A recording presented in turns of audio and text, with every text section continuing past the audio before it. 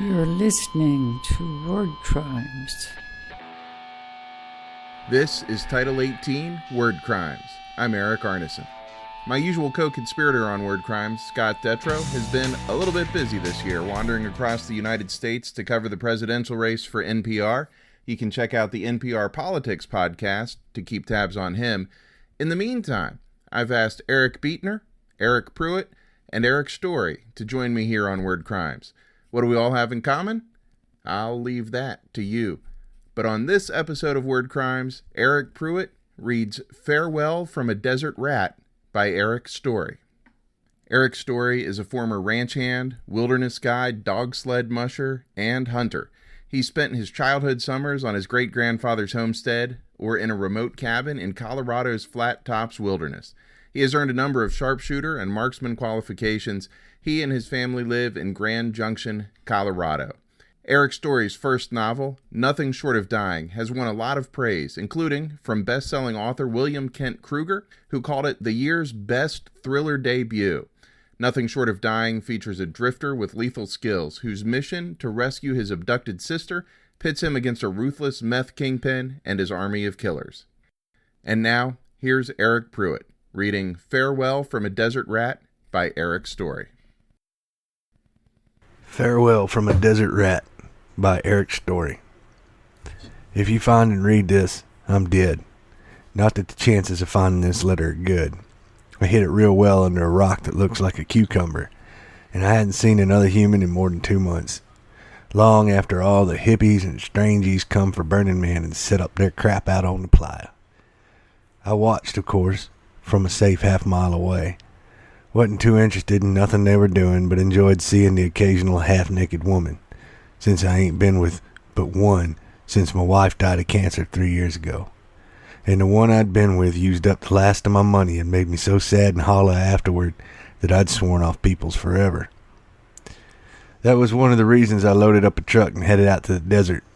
Wanted to live my last bad days out in the pure air, in the searing heat and freezing nights.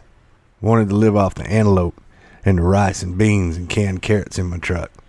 Wanted to see the millions of stars that didn't care nothing about me. The other reason is the one why I'm writing this, because I got a confession to make. Look, if you found this note, then you're most likely a decent person, probably out hiking or hunting or looking for pretty rocks. But the human you're reading about, me, ain't anything close to decent. Not at all. If there's a VIP section in hell, I'll be there. If there's one of those express lines where the sinningest sinners get ushered ahead, then I'll be in the front of that line. Shit, if you're reading this, I'm already splayed and flayed and burning down deep in one of the lowest levels of hell, getting poked and prodded by Lucifer himself. And it was all because of that wife I mentioned. Well, mostly. Might be because of her ex-husband, who happened to be my brother. See, when I'd done my time and gotten back into the fray with citizens, I'd had a hard time adjusting. The only person who'd been able to put up with me, and the only reason I didn't go back inside, was my brother. I didn't have no parole or nothing, as I'd done the full 20 years, but I wanted to go back to my old ways of slinging and stealing. My brother wouldn't let me. He took me out to his ranch and put me to work where I couldn't get into no trouble. Or so we thought. It worked out pretty damn well for half a year. Then it went to shit. His wife, a gorgeous thing from back east, grew out of loving horses and cows. She got tired of living too far from a grocery store, and she got real sick of her good-natured and righteous husband. That's when she started taking a shine toward me. I was everything she thought she wanted. A rebel, a drinker, a fighter. We'd flirt a bit. Then one night when the horses were foaling and my brother was too tired to argue, we went into town. Went to a bar, got too drunk, drove home. Got in a little fender bender when I bounced the truck off a telephone pole. Busted up the wife pretty bad. My brother never forgave me. We fought. He threw me out. Then came and found me drinking Mad Dog under a bridge later in the year. He said he'd thought about it, that we were kin, and we should go hunting. I was too drunk to argue, and he didn't look no better than me, but I figured it was because of how mad he was. When we went up to the mountains, we both had the shakes. We both stumbled around a bit, and both of us were paler than ghosts. When we finally got up on a ridge above a cliff where we could see the animals, both of us were breathing harder than asthmatic hookers, but I figured it was just us being out of shape. I was going to make a joke about it when my brother turned his rifle on me and fired. Things would have worked out better for everyone if he hadn't missed, but he did, and I rushed him and grabbed him and tossed him off the cliff while he was trying to rack another round into the chamber. I sat and cried for hours, staring at his broken body below, until the need for more alcohol made me walk away. Skipping ahead, I lied about everything and the cops ruled it an accident. His wife and I eventually shacked up and we went on with our miserable lives. I never told anyone what really happened up there until now, and I'm writing this while I sit in my truck, shaking and pale and breathing hard.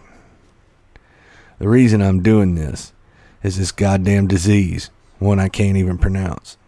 It sneaks up, seizes control of your muscles, and eventually shuts down your organs. Soon, I won't be able to breathe. So I need to tell whoever reads this what it was I done, and tell you about the damned irony of it.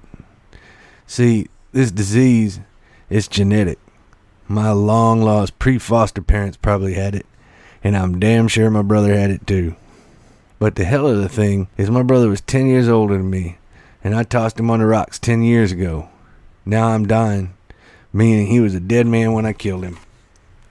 All that said, I don't really care what you do with this letter. Everyone involved in all this is dead.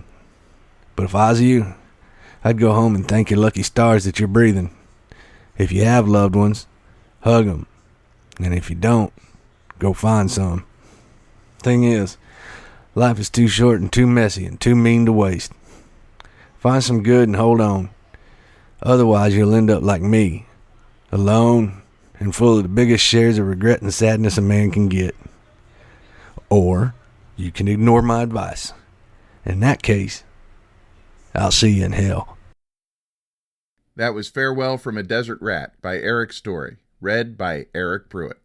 Learn more about Erik Storey at his website, erikstorey.com. That's ErikStorey books.com.